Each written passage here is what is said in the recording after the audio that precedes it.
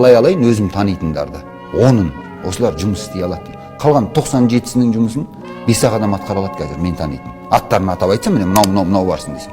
Қалған не үшін отырған білмейтін адамдар ол жерде. Неге бармасқа, неге көрмеске?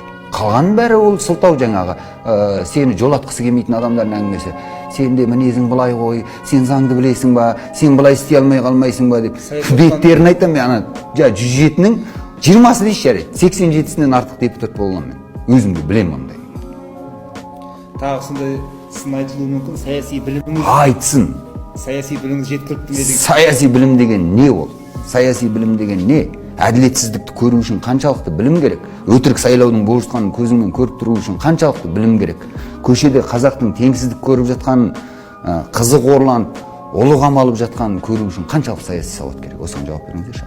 Бұған саяси сауат керек жоқ. Бұған махаббат қана керек. Отанға деген, өзіңнің отандастарыңа деген, және ертең келешегіңе деген сенім керек, мақсат керек алдыға қойылады.